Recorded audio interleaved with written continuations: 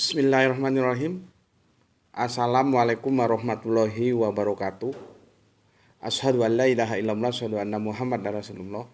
Allahumma sholli ala sayyidina Muhammad wa ala sayyidina Muhammad. Sahabat-sahabatku semua, ya. Di Suket ini kita ketemu lagi, ya. Kali ini tajuk yang akan kita coba angkat adalah mantan presiden. Ini mantan presiden ya. bukan mantan ketua Hansip.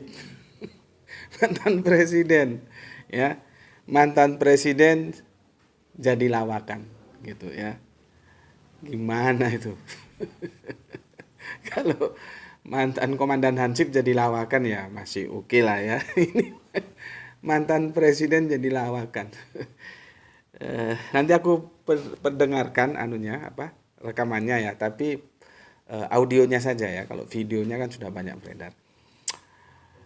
Jadi aku ingat yang disampaikan oleh Kang Mas Ahmad siapa itu namanya?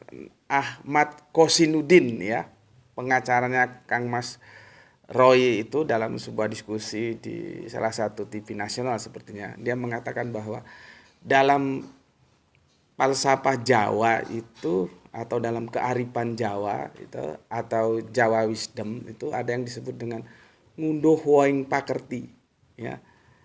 Ngunduh woing pakerti itu apa yang kita tanam ya itu yang kita panen gitu. Kalau kita tanam durian nggak mungkin kita panen rambutan. Nah, itu simpel sekali. Kalau kita tanam mangga ya kita pastinya memanen mangga, nggak mungkin juga memanen pisang gitu ya. Jadi apa yang kita tanam itu yang kita panen. Itu yang dalam bahasa Jawanya ngunduh woing pakerti gitu ya. Jadi kenapa ya seorang mantan presiden terus jadi bahan lawakan? Kalau kita lihat itu juga yang mentertawakan. bukan bukan orang-orang yang tidak terkenal, itu terkenal, bahkan mereka punya jabatan di DPR sana ya. Oke, aku perdengarkan dulu untuk kalian semuanya ya. Hakim MK dituduh ijazah palsu. Iya, sahabat baik saya Pak Aksul Sani. Tapi hebatnya dia tampil di depan tunjuk itu ijazahnya asli. Nggak kayak yang lain.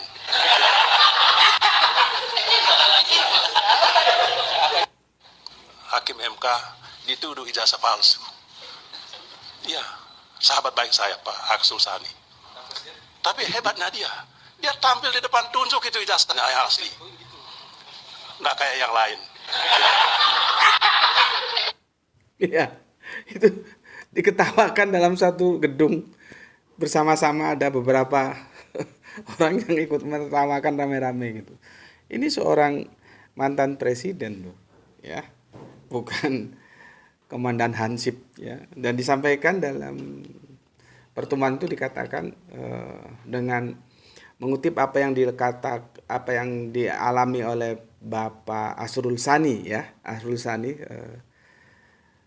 merupakan bertugas di MK nggak salah ya. Gue minum dulu. Bismillahirrahmanirrahim. Itu ketika dia dituduh ya ijazahnya palsu. Sebentar gue mau ngomong. Ternyata ijazahnya itu dari Polandia. Hebat juga ya. Dari Polandia, Pakta Warsawa sana ya. Oke. Ketika Polandia itu negerinya Lech Walesa ya, yang ketua buruh, sehingga atas perjuangannya dia jadi presiden tuh ya. Oke. Dia nggak butuh waktu lama-lama sampai bertahun-tahun, 2-3 tahun. Dia tidak butuh bermain drama ya yang begini begitu. Dia tidak butuh menyewa pengacara harus bayar begini. Dia nggak butuh booster. Karena apa? Karena kebenaran itu simpel ya. Kebenaran itu sederhana. Yang ruwet itu kan ketika yang salah-salah itu mau dikapitalisasi seolah-olah menjadi benar. Nah, itu ruwet. Gitu loh. Karena sudah jelas-jelas salah, dia dikapitalisasi untuk bagaimana mungkin publik menerimanya menjadi sebuah kebenaran? Itu yang bikin ruwet. Bikin dramanya berseri-seri. Ya. Bahkan kalau kita lihat ya, kita cari komparasi apa? Dangdut koplo aja kalah ngetop sama kasus ijazah palsu ini ya. Meskipun kita sebetulnya belum tahu, kita masih menunggu ini ya. Sebetulnya itu palsu atau enggak ijazahnya gitu.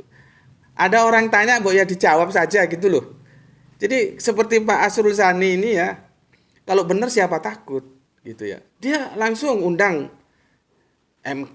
di gedung MK, undang wartawan gitu ya.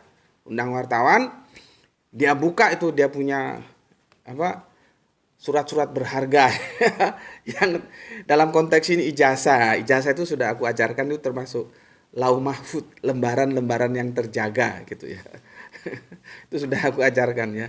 Lauh mahfud itu lembaran yang terjaga. Jadi ijazah itu juga bisa disebut lauh mahfud ya, karena itu terjaga gitu ya. Ya, wartawan-wartawan diundang, kasih tunjuk. Ya kalau bahasa aku sih ini jasa gue, silakan lu cek gitu ya. Dicek bareng-bareng, boleh dicium, boleh diraba, boleh diterawang.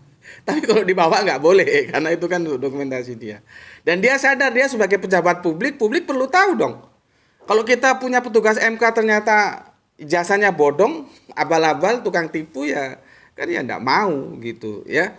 Dia sadar, kenapa sih orang kok perlu tahu ya? Karena dia sebagai pejabat publik, kalau dia cuman supir angkot, ngapain juga kita tanya-tanya ijazahnya? Mau dari Polandia kek, mau dari Jerman Timur kek, mau dari Vladivostok kayak ini nggak ada urusan gitu loh. Tapi kesadaran Pak Asrul Sani ini sebagai pejabat publik, dia bisa berpikir dewasa ya, tidak kekanak-kanakan. Lihat itu, dia kan tidak terus mana yang nuduh ijazah gue palsu, gue tuntut, gue laporin gitu. Nggak, sedikit lapor, sedikit begini lapor, ada hakim dia nggak suka lapor gitu kan, itu kekanak-kanakan ya. Itu kerangka berpikir yang belum dewasa. Dewasa dalam konteks ini pemikiran ya, bukan usia. Orang bisa saja sudah umur tapi masih kekanak-kanakan gitu ya. Kalau Asrul Sani ini dia berkerangka berpikirnya tuh sebagai warga negara yang baik, dan dia saat ini sedang mendapat tugas menjadi pejabat publik. Dia sadar publik perlu tahu. Kecuali kalau dia bukan pejabat publik, ya publik juga ngapain mau tanya-tanya ijazahnya. Ya kan untuk apa? Perlunya untuk apa kita tanya? Ya. Kita sudah terlanjur menggunakan sistem demokrasi, maka setiap pejabat-pejabat publik itu hal yang awalnya ketika dia belum menjadi pejabat publik itu privasi bagi dia.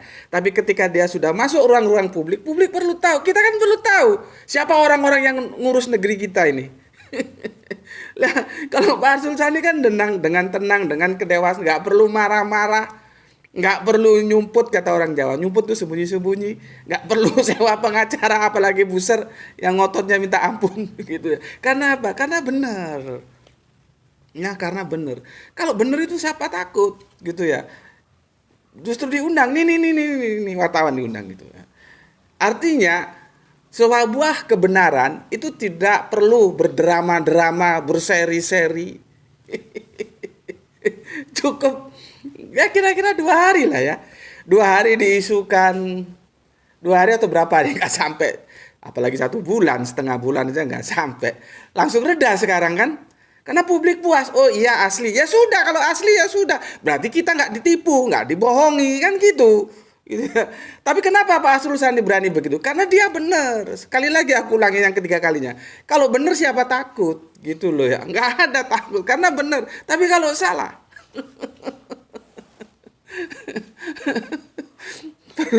perlu drama yang sampai bertahun-tahun nggak kelar ya. Jadi Pak Asrul Sani ini patut dijadikan contoh ya. Nah, akhirnya sebagai penutup aku sampaikan, kan jadi bahan lawakan gitu loh ya, karena dia sendiri seperti itu, sehingga apa yang dia tanam itu yang dia panen.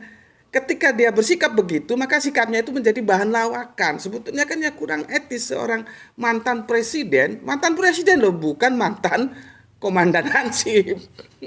Ini mantan presiden menjadi bahan lawakan, dan itu bukan di warung kopi, bukan di pinggir jalan. itu kan di suatu gedung ya, di mana yang membicarakan itu anggota DPR sepertinya ya, menjadi bahan lawakan, kan miris gitu ya. Seandainya dia dulu bersikap dewasa mengambil sikap, ya kalau memang palsu ya bilang palsu, asli bilang asli gitu ya. Palsu ya sudah minta maaf. Orang ngapain orang sudah minta maaf ya pasti kita maafkan. Ya sudah gitu ya. Yang penting jangan hal-hal kepalsuan seperti itu diulangi lagi oleh generasi-generasi berikutnya kan gitu. Sehingga kita mengolah tata kelola negara ini menjadi lebih baik gitu ya. Kecuali dalam peraturan KPU ya sudahlah, nggak usah disyaratkan ijazah ya nggak ada masalah. Masalahnya kan di siapa mau nyalon itu kan ijazah itu termasuk syarat, artinya itu menjadi sesuatu hal yang penting harus dipenuhi. Kecuali sudah nggak ada aturan syarat ijazah itu ya lain cerita gitu ya. Oke, sampai di sini dulu ya, saudara-saudaraku semuanya. Bolo suket, bolo itu bahasa Jawa artinya sahabat. Jadi kalau sahabat suket itu ya bolo suket, suket itu rumput ya. Oke, sampai ketemu lagi di tajuk-tajuk berikutnya ya. Yaitulah akhirnya ngunduh woing pakerti seorang mantan presiden jadi bahan lawakan. Semoga ini semua menjadi contoh ya. Bagaimana ada dua contoh ya. Tadi Pak Asrul Sani, kemudian mantan presiden, tentunya kita membuang yang buruk dan mengambil yang baik, sehingga dalam tata kelola negara kita kedepannya akan menjadi baik lagi ya. Terima kasih. Alhamdulillahirabbil alamin. Matur nuwun.